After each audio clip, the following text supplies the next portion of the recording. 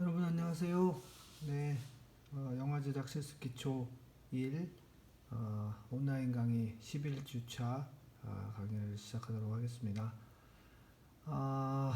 지난 시간에 저희가 이 프로덕션 리ኳ이어먼트 체크리스트 중에 프리 프로덕션 과정을 계속 살펴봐 왔고요. 그 중에 지난 시간에 아마도 이 테크니컬 스카웃을 거쳐서 이 카메라 플롯과 라이팅 디아그램 이런 것까지 아마 설명을 드렸던 것 같습니다. 그래서 이 카메라 플롯이나 라이팅 디아그램은 이 촬영 파트에서 촬영 감독이 반드시 작성해야 하는 것이다 라고 말씀을 드렸었고요. 이것은 일종의 어떤 그 카메라를 어디서 어떻게 놓고 찍을 것인가에 대한 조감도이다 라고 말씀을 드렸습니다. 그리고 그 밑에 나와 있는 파워 브레이커 박스 로케이션 디스트리뷰션 디아그램이라고 되어 있는 거 있죠. 이거는 마찬가지로 이제 이 촬영 파트에서 촬영과 조명 파트에서 준비를 해야 하는 것인데요. 이를테면 우리가 야간에 실외에서 대형 씬을 촬영을 한다라고 했을 때 이를테면 산과 같은 곳에서 촬영을 한다라고 했을 때 산에 이 조명을 하지 않을 수가 없습니다. 그러면 이 조명을 산에 조명을 해야 하기 위해서 조명은 반드시 전력이 필요하죠. 그 전력이 필요한 것을 일종의 이제 그 전력을 공급하기 위한 발전차 같은 것들이 이제 위치를 하게 됩니다. 그 발전차를 한 대만 쓰는 것이 아니라 수많은 양의 조명을 쓸 경우에 상당히 많은 발전차들이 산 주변에 이렇게 대기를 하고 주차가 되어서 전력을 공급하는 경우가 많이 있습니다. 그랬을 때 1번 발전차에서 라이트가 만약에 뭐 50개까지 쓰인다. 그러면 1번 발전차에서 1번에서 10번까지의 라이트를 배선을 하고 2번 발전차에서 11번에서 20번까지의 라이트를 배선을 하고 뭐 이런 어떤 그러니까 파워 공급을 하는 파워 공급을 하는 것에 대한 발전차의 그 연계성 이런 것들을 이렇게 정리해 두는 거예요. 그래서 이건 상당히 대형 씬에 주로 쓰이는 거라고 보시면 되겠고요. 그 밑에 이제 필름 스탁 오르케스트라고 되어 있는 거는요. 지금은 사실 이 과정을 거의 영화에서는 하고 있지 않죠. 왜냐하면 영화를 더 이상 우리가 필름으로 찍는 경우가 좀 드물기 때문에 영화를 요즘은 다 디지털 카메라로 촬영을 하고 있죠. 그렇기 때문에 이 과정은 많은 영화를 만드는 제작 과정에서 지금 이제 사라졌습니다. 그 다음에 equipment release form이라고 하는 거죠. 이건 이제 각종 장비들을 이제 어떤 것들이 필요한 것인가 라는 것을 이제 쭉 나열하는 거라고 볼 수 있어요. 그래서 이것도 주로 이제 기술 파트에서 하는 것들인데 제가 잠시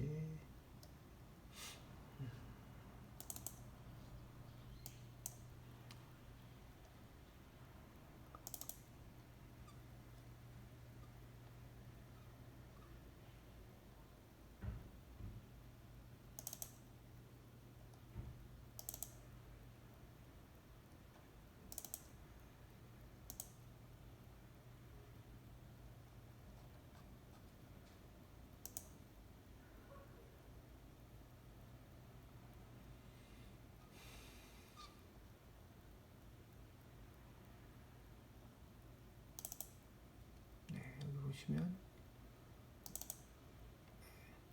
영상기자재 괴물들이라는 작품의 대여 신청서 뭐 이런 게 나오죠.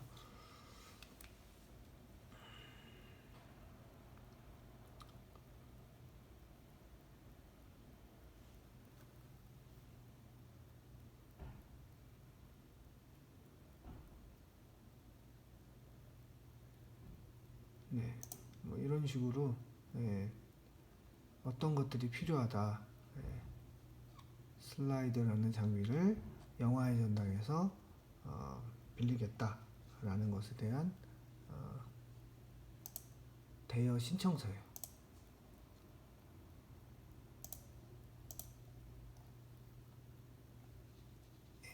이렇게 되어 있고요. 그 다음에 영화 전체에 쓰이는 이 장비들을 이제 모아놓은 거죠. 예. 자,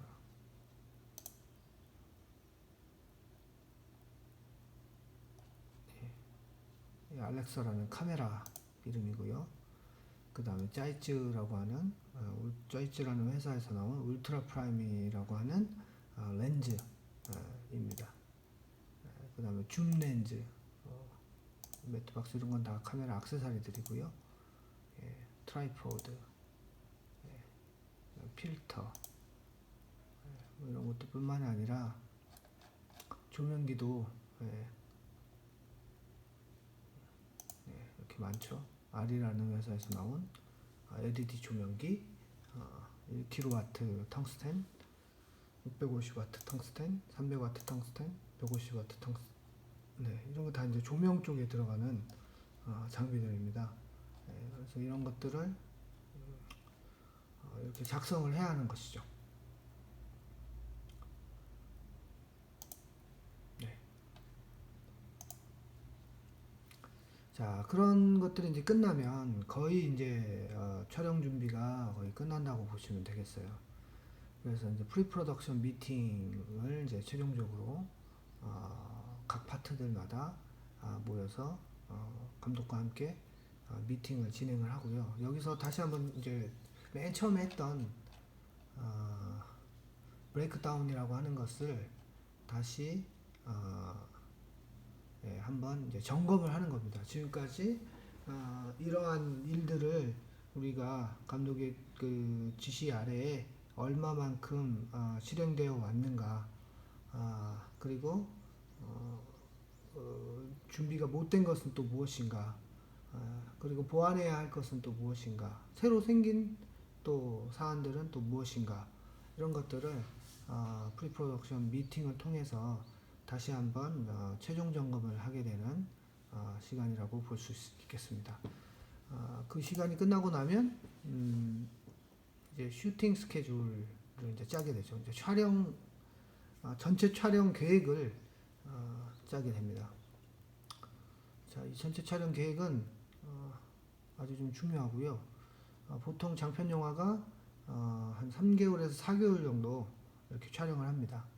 그래서 3개월에서 4개월에 평균 한 7, 80회 정도 이렇게 촬영을 하는데요.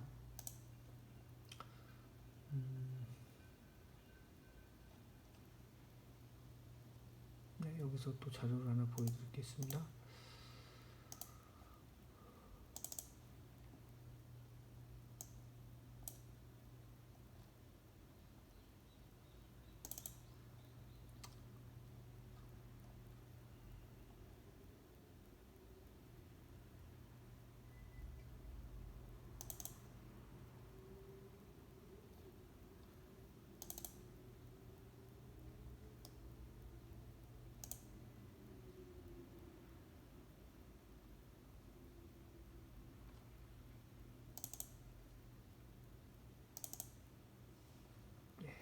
여기 보시면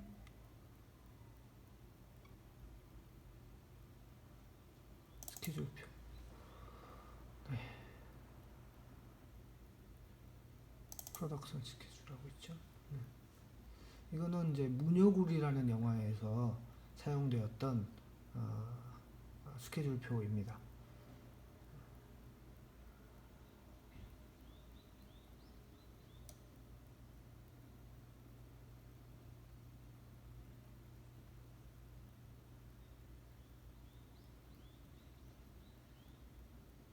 네, 좀 느리게 열리네요. 예. 네. 자, 이렇게.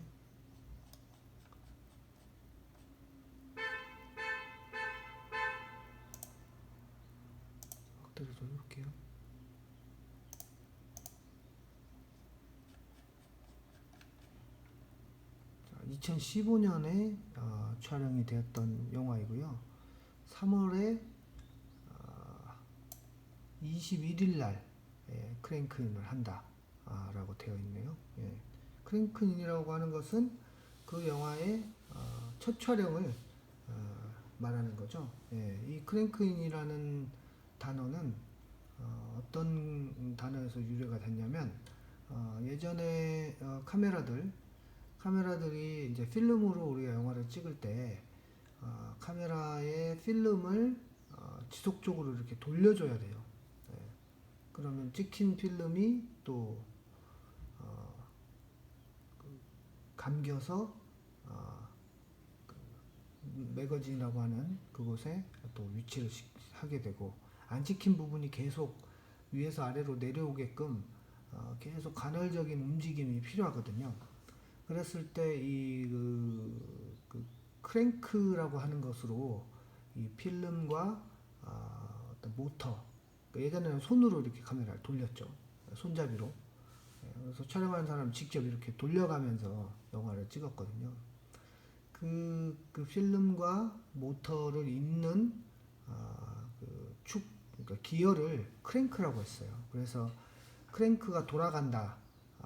그래서 크랭크 인을 한다. 라고 하는 것이 영화의 첫 번째 촬영을 의미하는 단어로 이렇게 기록이 되는 겁니다. 자, 그래서 21일 날 1회차를 찍는데요. 씬 20번과 21번, 21번 B, 61번 이렇게 4개의 씬을 찍겠다라고 이제 이렇게 나와 있는 거죠. 그리고 22일 날 또 촬영이 있고요. 4개의 씬이고요. 23일 날은 하나, 둘, 셋, 넷, 다섯, 6개의 씬을 찍네요. 상당히 이제 조금씩 늘어나죠. 그리고 24일 날 촬영을 하고 4회차를 찍고 연달아서 4회차를 찍고 하루 쉬네요. 쉬는 날이 아주 중요합니다.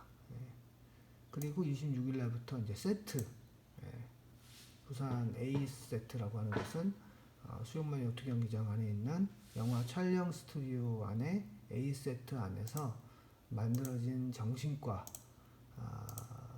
극 중에는 아마 김성균 씨가 이 신진명이라는 이름으로 나올 텐데요.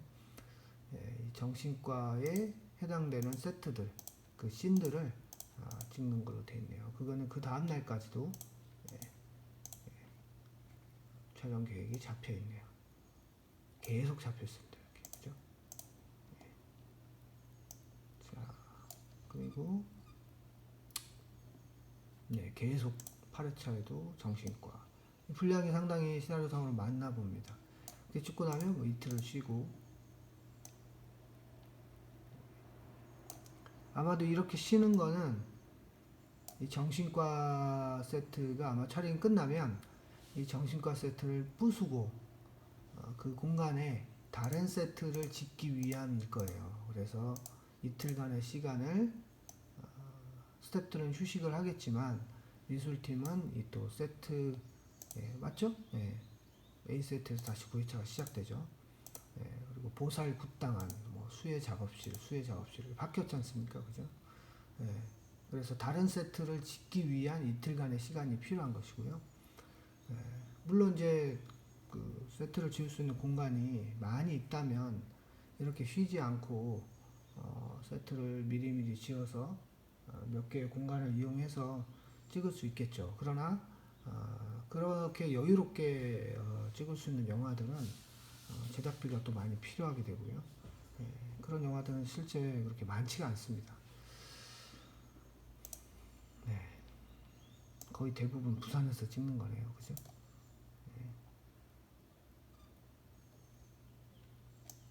팔레드 시즈, 동아대학교 부민 캠퍼스, 부산대학교 아미동 폐성당, 이런 데는 다 사실 실제로 있는 곳이기 때문에 오픈 세트라고 말씀드릴 수 있겠죠. 동아대학교 부민 캠퍼스, 강의실 안, 이런 데 다 오픈 세트라고 우리가 볼 수가 있는 거죠.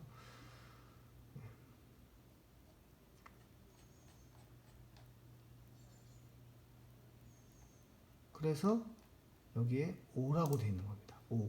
오픈 세트를 줄여서 5라고 되어 있는 거예요. 아까 위에서 본 세트, 세트죠.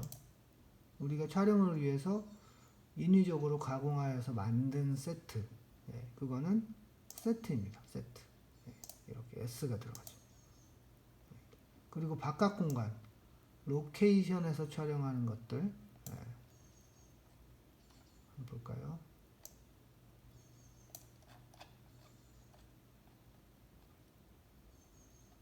여기 있네요. 자, 거제도에서 찍는 거죠. 돌순 어몽집이라고 이름 지어진 신, 거제도의 로케이션이에요. 외부 촬영이라는 거죠. 로케이션이고, 데이구, 그러니까 낮에 찍는다는 거고요. 이 네 개의 씬은, 그리고 이건 나이트, 여기 찍는다는 거죠. 이 영화가 그 촬영될 때까지만 해도 사실 영화 현장에 표준 근로 시간을 준수해야 되는 의무가 없을 때였었습니다. 그래서 이렇게 뭐 막 찍다가 시간이 12시간이 넘어가도 분량이 남아 있으면 뭐 밤이 되어도 찍어야 되고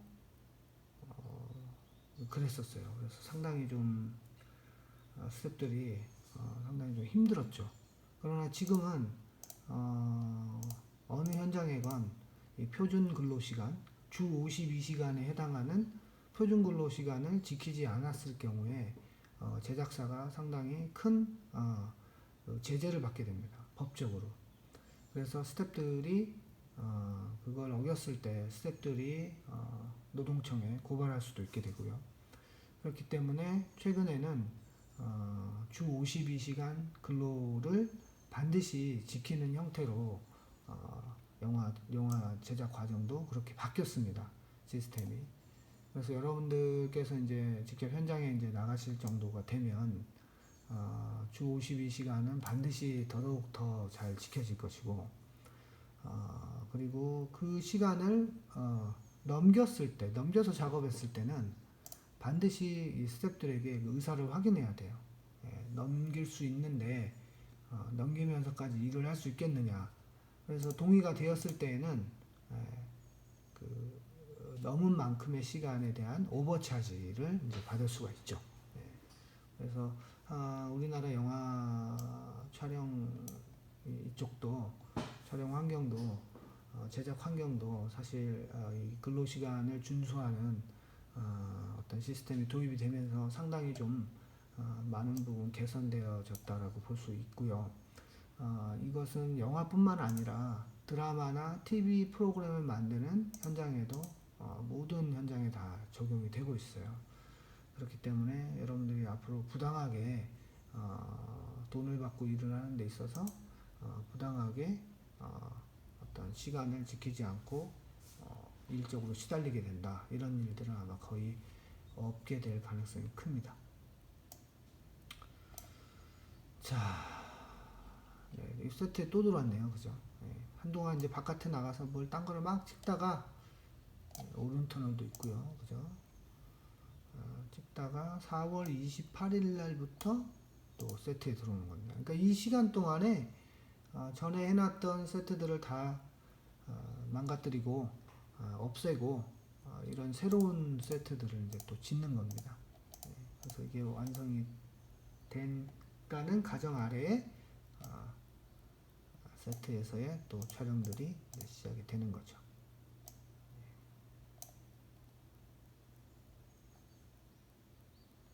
그렇게 해서 총 몇 회차를 찍는지 한번 볼까요? 영화는 36회, 37회, 38회, 39회차,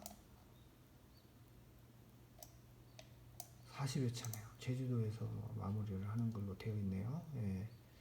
그러니까 이게 5월 21일이죠. 5월 21일.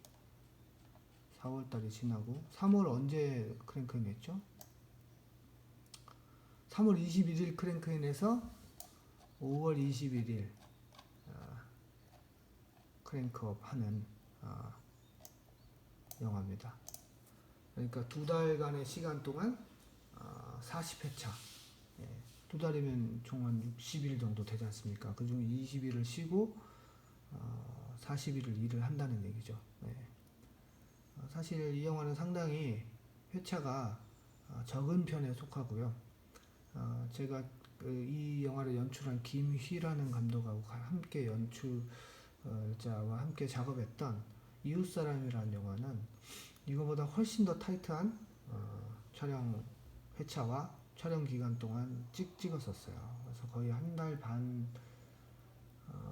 반 정도, 한 40일에서 43일 정도의 기간 동안 37회차라는 아주 적은 회차로 그 영화의 시나리오의 씬수가 한 150개 정도가 됩니다. 예, 그러니까 거의 뭐 하루에 어마어마한 분량으로 이제 촬영을 했고요. 지금이야 뭐 이렇게 제가 웃으면서 회상을 할 수 있지만 사실 찍는 가운데 어떤 피로도나 어떤 정신적인 스트레스 이런 것들은 뭐 이루 말로 표현을 할 수 없을 정도로 아주 심했다 이렇게 말씀드리고 싶고요. 그러나 앞으로 여러분들께서 영화 현장에서 작업을 하실 때는 반드시 주 52시간 근로가 지켜지는 시스템입니다. 그러니까 너무 걱정들 하지 마시고 여러분들이 영화적으로 하고 싶은 꿈을 계속 이어가기 바랍니다. 자, 이렇게 전체 스케줄이 이제 이렇게 있고요.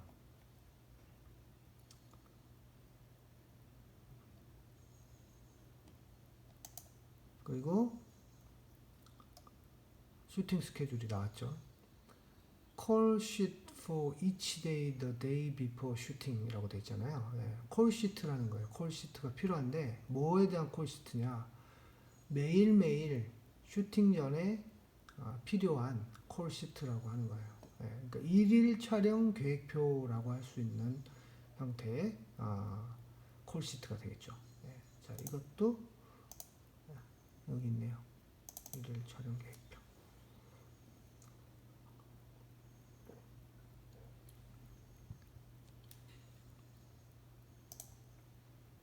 자, 이것도 좀 크게 한번 볼까요?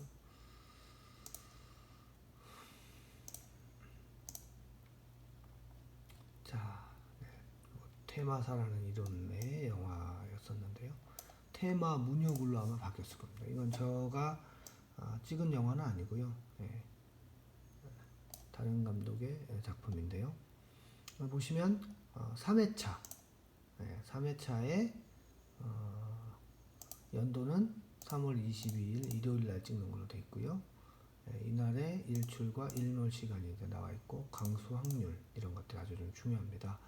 그리고 집합 시간 어디서 찍는지가 나와야 되잖아요. 그죠? 그 다음날 2회차를 찍고 3회차를 이제 찍어야 되는데 2회차가 끝났을 즈음에 이 3회차에 대한 이 콜시트가 나와야 된다는 거예요. 일일 촬영 계획표가. 그랬을 때 그래야지만이 스태프들이 어디서 3회차를 찍는지를 알게 되는 거죠.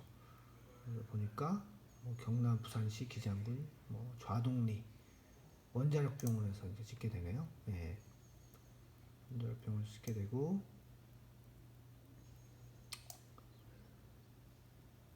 자, 이날 찍어야 되는 씬들이 23A, 23C, 23B, 45, 22에 해당하는 씬들을 이제 촬영을 해야 하는 겁니다. 그래서 시나리오 상의 장소, 입원실, 화장실, 응접실, 병원 1, 지하 연결계단 이런 것들이 실제 촬영되는 곳은 어디냐? 동남권 원자력병원이다. 모든 씬이 다 동남권 원자력병원에서 찍혀지게 되네요.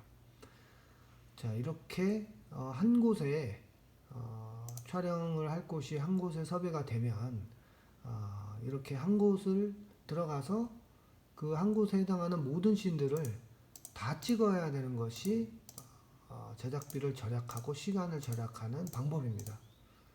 영화는 항상 이렇게 찍어요. 그래서 씬의 순서대로 찍는 것이 아니라 이날 찍는 것도 보시면 23, 23, 23 이렇게 돼 있잖아요. 근데 A, B, C도 A 먼저 찍고 C 그 다음 찍고 B 찍고 그 다음에 45분을 찍어요. 그죠? 그 다음 다시 22번으로 와서 찍는단 말입니다. 그렇기 때문에 이런 것들이 뒤죽박죽 돼 있어요. 뒤죽박죽 돼 있기 때문에 항상 이 순서대로 찍으면 외우기도 좋고 뭘 찍어야 되는지도 콘티 외우기도 좋고 상당히 좋겠죠. 그러나 그렇게 할 수가 없습니다.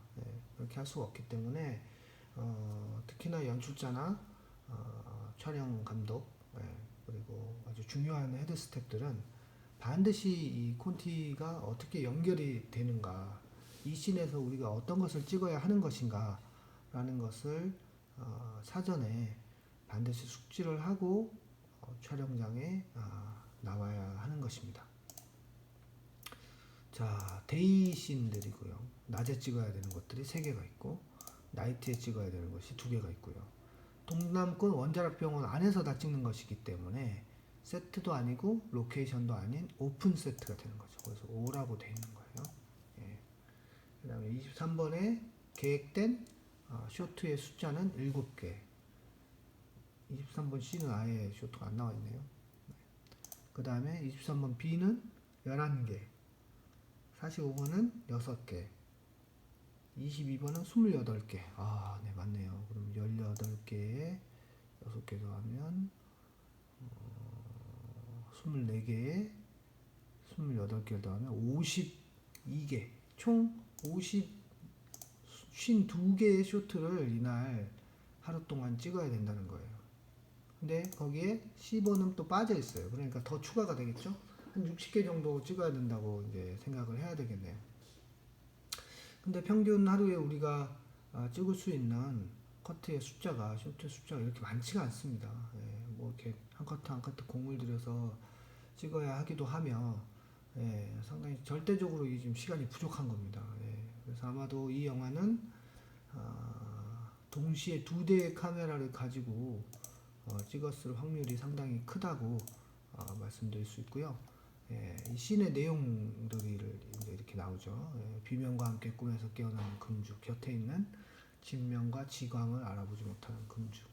뭔가 내용상으로 봤을 때 아주 뭔가 해피한 순간을 다루는 영화는 아닌 것 같고, 뭔가 좀 긴장감이 좀 감도는 그런 영화가 아닌가라는 생각이 듭니다. 사실은 호러 영화죠, 이 영화는. 그래서 그 옆에 보면 이제 등장인물들 누가 나오는지, 주역들, 그러니까 주연 배우, 조연 배우들을 이렇게 표시를 해놓는 겁니다. 진명, 금주, 아마 진명 역이 김성균 씨였을 거고 금주가 아마 유선 씨라는 분이었을 거예요. 그래서 금주라는 분은 오늘 찍어야 하는 5개의 씬에 모두 다 등장하는 거고요. 그다음에 진명은 2개의 씬에만 이제 등장을 하게 되죠. 지광이라는 역할도 2개의 씬에 출연을 하게 되고요. 그래서 이렇게 그 사전에 5개를 다 찍어야 되는 금주는 현장에 항상 대기하고 있어야 되겠지만, 이 진명이나 지광, 세연 등은 늘 이렇게 대기하고 있지 않아도 되죠. 자기가 찍어야 하는 씬에만 대기를 하고 있다가 찍고 좀 쉬었다가 또 찍고 아예 집에 가거나 뭐 이렇게 되는 경우가 많습니다.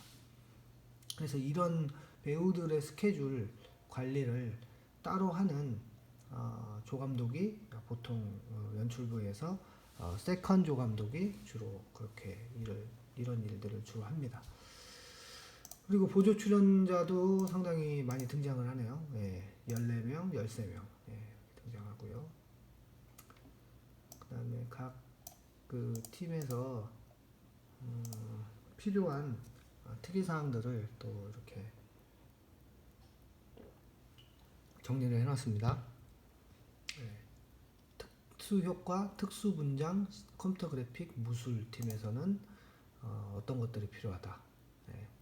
그다음 미술 소품 팀에는 뭐 씬 23번을 위해서 침대와 링거 팩, 링거 거치대, 23번 B를 위해서 응접실 세팅, 45번을 위해서는 이동식 침상, 휠체어, 목발, 각종 중환자실 기계들 뭐 이런 것들이 필요하다 라고 되어 있고요.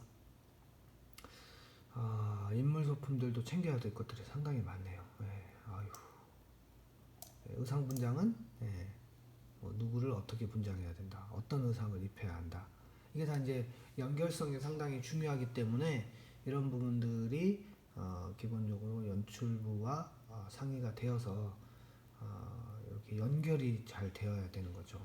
합신해서 하얀 옷을 입고 나왔는데 22씬에서 하얀 옷을 입고 나왔는데 시간이 그렇게 흐르지 않는 시간 공간이 그렇게 흐르지 않은 씬이 맞닿아 있는 걸 찍는데 검정색 옷을 입고 나온다? 이렇게 되면 이제 안 맞는 거죠, 이야기상으로. 그렇기 때문에 이런 연결 사항들을 상당히 잘 체크를 해야 합니다. 그리고 촬영장에 반드시 어떤 뭐 실수 없이 잘 준비가 되어야 되는 것이 이 팀들이 각자가 해야 할 일들입니다. 자, 타임테이블 한번 볼까요? 현장 집합이 6시고 조식 및 촬영 준비 7시 반까지. 7시 반부터 9시 반까지 23A씬을 찍고 9시 반에서 10시 반까지 23C씬을 찍고 다른 곳으로 또 이동을 하네요. 30분 동안. 그리고 11시에서 12시 반까지 1시간 반 동안 23B를 찍고요. 중식 및 촬영 준비 이걸 1시간 반 동안 12시 반에서 2시까지 2시에서 3시 반까지 1시간 반 동안 씬 45를 찍고 이동을 1시간 해서 4시 반부터 8시까지 나이트 씬 22를 촬영을 하겠다. 이런 어떤 전체 이 1일 촬영 계획표는 누가 짜는 것이냐? 조 감독이 짜는 겁니다. 조 감독이 연출부, 뭐 세컨 연출부, 서드 연출부 이런 그 연출부원들과 함께 상의를 하면서 이렇게 짜는 것이기 때문에 특히 이 타임테이블과 관련된 것은 조 감독의 고유의 권한입니다. 그래서 이거를 조 감독이 짜놓은 이걸 지키지 않을 시에는 상당히 큰 문제가 이제 생기게 되는 거죠. 그래서 조 감독은 현장에서 이 자기가 짠 타임테이블대로 스태프들을 이렇게 계속 스태프들과 이제 상의를 하면서 이 시간 안에 정해진 분량을 찍을 수 있도록 준비를 시켜주는 것이 현장에서 조 감독이 하는 가장 중요한 역할이고요. 이 타임테이블과 관련된 것은 최종 또 결정자는 이렇게 준비를 해서 이걸 최종 컨펌을 해주는 것은 또 감독입니다. 연출자이기도 하고 나아가서는 또 프로듀서와 함께 이런 부분들을 최종 결정을 이제 내리게 되는 것이죠. 이렇게 최종 결정이 내려진 것에 대해서는 촬영 현장에서는 이 조 감독의 모든 이런 부분들을 지켜주지 않으면 상당히 큰 문제가 생기게 되고요. 아무리 촬영 감독이나 미술 감독, 뭐 동시녹음 기사 이런 그 헤드 스태프들이 지위를 놓고 봤을 때 조 감독보다 상당히 좀 뭐 높은 위치에 있다고 하더라도 이런 부분에 있어서만큼은 조 감독의 어떤 지시 사항이나 이런 것들을 잘 따라줘야 되는 의무가 주어집니다. 그렇게 하면서 이렇게 주조연 연기자의 콜타임도 따로 이렇게 준비가 되죠. 확인하셨던 것처럼 금주 역할의 유선 씨는 이날 씬 5개 모두 다 출연해야 되기 때문에 6시 반부터 7시 반까지 이렇게 계속 6시 반에 와서 분장을 7시 30분에 완료를 해야 된다는 겁니다. 세연은 6시에 와서 6시 반에 완료를 하고요. 지광도 6시에 와서 6시 반에 완료를 하고요. 금주는 6시 반에 와서 7시 반에 완료를 하고요. 진명, 김성준 씨죠. 2씬밖에 출연 안 해요. 6시 50분에 와서 7시 반에 완료를 하고요. 자, 이게 왜 이러냐. 세연이나 지광이라는 역할은 2씬밖에 출연을 안 하지만 금주는 주인공이고 그리고 세연이나 지광은 그 역할에 있어서 상당히 주연보다 좀 덜한 조연급 연기자일 거예요 아마. 그리고 이 두 사람이 아마도 금주보다 실제 연기 경력이나 이런 것들이 상당히 후배들일 겁니다. 그래서 분장을 무슨 뭐 한 4, 50명이 분장을 해주면 각자의 시간에 각자가 이렇게 하면 되겠지만 분장팀의 숫자가 그렇게 많지가 않아요. 그래서 많아봐야 5명 뭐 이렇게밖에 안 되기 때문에 다섯 명, 네다섯 명의 분장을 똑같은 시간에 한 번에 진행해야 된다? 이거는 불가능하죠. 네. 그래서 비교적 그 연기 경력이 좀 짧고 후배되는 입장에 젊은 친구들이 콜 시간이 좀 빠릅니다. 그래서 먼저 와서 부족한 일손 분장팀의 부족한 일손을 덜어내기 위해서 먼저 이렇게 분장을 하는 경우가 많죠. 네, 이런 세세한 것까지 여러분들한테 참 알려드리게 되네요. 네. 자, 그리고 마지막으로 4회차, 그러니까 3회차 오늘 끝나면 그 다음 회차에 어떤 것을 찍을 것인지에 대한 것들이 이제 좀 정리가 되어 있습니다. 네, 많이 찍네요. 네, 6개나 되네요. 네, 이거는 제가 아까 처음에 보여드렸던 프로덕션 스케줄에 기반으로 해서 이렇게 짜게 되는 겁니다. 네, 그래서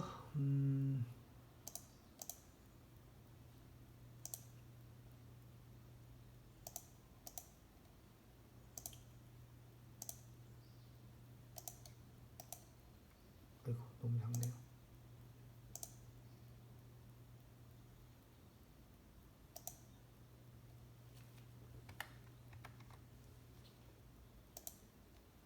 네, 보시는 바와 같이 이런 촬영 1일 촬영 계획표, 네, 콜 시트가 이렇게 나와야 된다는 거 말씀을 드리겠습니다. 아주 중요합니다. 영화 찍을 때 이게 그날 그날의 촬영 계획 그리고 전체 촬영 계획을 우리가 한눈에 볼 수 있는 자료이기 때문에 여러분들께서도 직접 이제 영화 제작을 하실 시에 반드시 이 슈팅 스케줄과 call sheet for each day, the day before the shooting이라고 하는 이 콜 시트, 줄여서 콜 시트라고 보통 많이 불러요.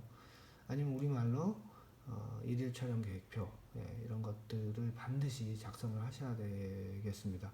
혹시라도 이런 양식이 필요하다면 저에게 요청을 해주시면 얼마든지 제가 이 양식은 그냥 나눠드릴 수 있으니까 필요하신 분들은 제게 따로 메일로 요청을 해주십시오. 자, 그리고 이제 이렇게 되면 이제 실제로 이제 촬영을 하는 겁니다. 예, 그래서 뭐 나머지 것들은 사실 크게 뭐 이렇게 중요한 내용들은 아니고요. 여기까지 콜 시트를 작성하는 것까지를 이제 여러분들께서 좀 눈여겨 보시면 좋을 것 같고요. 그렇게 되면 이제 촬영이 시작되는 거죠. 예. 자, 여기 또 나오죠. Call sheet each day 20 hours prior to next shoot day. 예, 그러니까 다음 날 촬영 그러니까 다음 날 촬영 그러니까 매일매일 콜시트가 다음 날 촬영 12시간 앞서서 콜시트가 나와야 된다는 거예요. 예. 그러니까 오늘 내가 3회차를 찍고 있을 때 오늘 4회차에 대한 콜시트가 나와야 된다는 얘기가 되는 거죠. 네. 그래서 이런 앞에 프리프로덕션을 잘 좀 이렇게 진행을 하면 촬영은 아주 순조롭게 진행이 됩니다.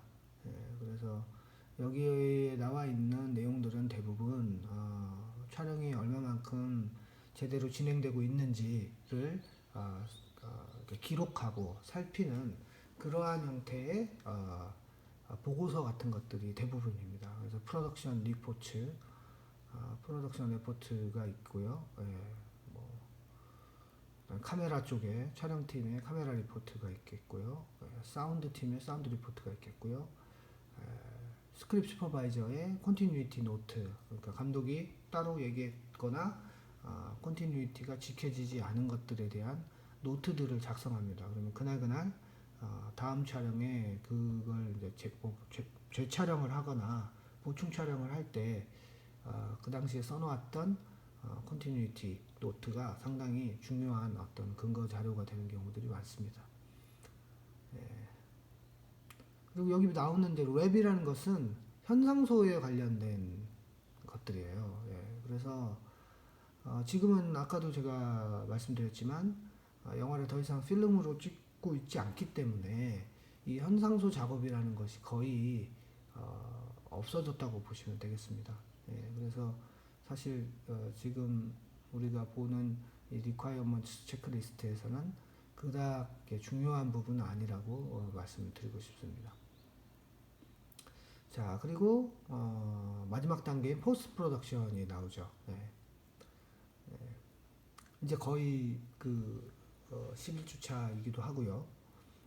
거의 이제 이 강의도 끝나가면서 우리가 영화를 제작하는 과정을 거의 이제 거의 끝나가는 과정에 다다르고 있습니다. 예. 자, 포스트 프로덕션은 우리말로 후반 작업, 후반 작업이죠. 예. 그래서 후반 작업을 체크 유어 포스트 스케줄 위드 디렉터와 에디터, 그러니까 편집자와 감독과 함께 언제부터 언제까지 이 편집 작업을 할 것인가에 대한 포스트 스케줄을 체크를 해야 됩니다. 예. 그 다음에 이 후반 작업이 그 다음에 체크 온 데일리라고 하는 거, 이거는 이제 현상이에요. 이것도. 예. 그래서 현상이 나왔고, 그 다음에 이 편집이 된 것들을 언제 이렇게 한 번씩 그 시사를 할 것이냐에 대한 내용이 되겠고요. 뭐 그렇게 중요한 내용들은 아닙니다. 이건 당연히 편집 일정을 짜야 되는 것이고, 당연히 우리가 해야 되는 일들이기 때문에 여러분들이 뭐 크게 제가 여기서 강조하지 않아도 영화를 만드시면 편집 언제까지 하지? 뭐 이렇게 생각을 할 수밖에 없는 내용들이거든요. 네. 자, 뭐 에디터와 멘토 컨티뉴 투 미트, 이건 뭐 주로 이제 편집본을 시사를 하고 나서 의견을 청취하기 위한 시사를 진행하는 경우들이 많아요. 그래서 영화 관계자나 그 영화와 밀접한 도움을 주는 어떤 여러 명의 사람들이 현재까지 되어 있는 편집본을 보고 이게 편집이 어떤 방향으로 나갔으면 좋겠다, 이제 멘토링을 해주는 거죠. 네. 그 와중에 컴포저를 찾습니다. 그러니까 영화 음악가를 이제 찾는 작업을 해야 하고요. 영화 음악가는 영화를 제작하기 전에 이미 선정을 해놓는 경우들도 있고, 뭐 특별한 영화 음악가가 원하는 사람이 없다면 이 프로듀서나 제작팀에서 유능한 이 컴포저, 영화 음악가를 찾아서 감독에게 추천을 해줘야 되는 의무가 있습니다. 그리고 뭐 타이틀이라든가 CG 뭐 이런 것들은 이제 하는 작업들이고요. 사운드와 관련된 작업이 상당히 좀 중요한 작업들이 많습니다. 예, 뭐 영화는 뭐 물론 이미지가 우선이기 때문에 찍은 것을 어떻게 편집을 할 것인가도 상당히 중요하지만, 사실 찍은 편집에 어떠한 사운드를 입힐 것인가, 이거는 오로지 후반 작업에서만 할 수 있는 일입니다. 포스트 프로덕션에서만. 그렇기 때문에 이 포스트 프로덕션에서 이 사운드 작업이 차지하는 비중이 아주 큽니다. 예. 그러니까 편집도 아주 크지만 편집과 함께 이 사운드 작업이 차지하는 비중이 이 포스트 프로덕션에 아주 크다는 걸 다시 한번 중요하게 말씀드리고요. 그래서 각 장면에 들어가는 사운드 이펙트, 사운드 효과들이죠. 예, 이를테면 새소리가 좀 현장에서 찍을 때 이 장면 안에 꼭 필요한데 새소리가 좀 잘 녹음이 되지 않았다. 그러면 그 장면 위에다가 이 새소리를 입히는 거예요. 그러려면 이 새소리를 찾아야 되는 거죠. 만들거나.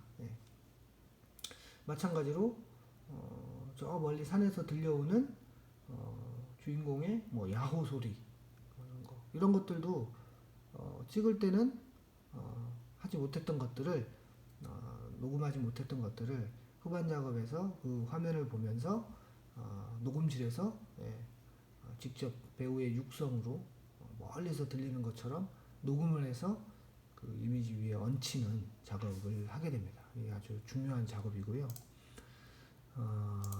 그런 어떤 크레이트 사운드 이펙트가 선행이 되고, 그리고 ADR이라는 걸 하게 됩니다.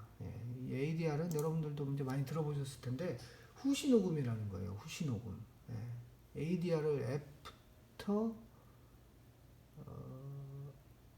아닙니다. 이거 ADR은 제가 한번 쳐봐야 되겠네요.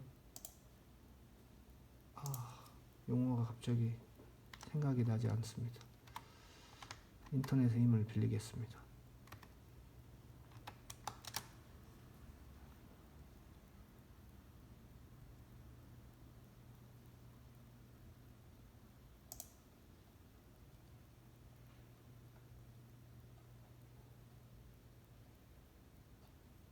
이상한 게 나오네요.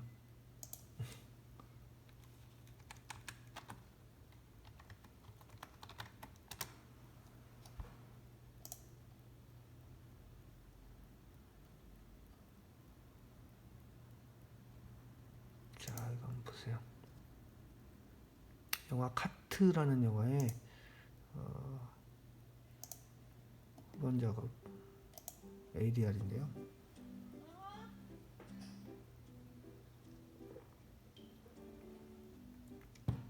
저렇게 녹음실 안에서 그거 잘 안 되니? 어? 또 먹통이야? 저 찍혀둔 화면을 보면서 가세요? 부족한 대사나 이런 것들을 불법이야 이거 나가주세요. 후시로 녹음을 하는 거예요.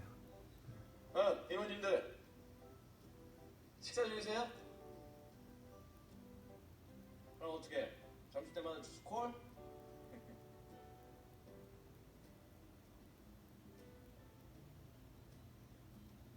여러분들 좋아하는 식이 안 됐어? 엑소의 디오인가요? 네, 독일. 어제까지라고 했잖아. 자, 그래서 배우들은 저 당시 실제 연기했을 때 그 느낌처럼 지원 신청서 냈으면 문제 없지. 어떤 감정이나 이런 것들을 잘 잡아서 실제 연기하는 것처럼 다시 재녹음을 하는 거죠. 네, 맞습니다. 자, 이건 상당히 중요한 내용이기 때문에 오늘 강의는 여기서 마치는 걸로 하고요. 다음 주에 이 ADR과 폴리 남아있는 포스트 프로덕션 관련된 것들을 다시 또 말씀드리도록 하겠습니다. 네, 아무튼 한 주 동안 건강 유의하시고 다음 주에 또 건강한 모습으로 뵙도록 하겠습니다. 수고하셨습니다.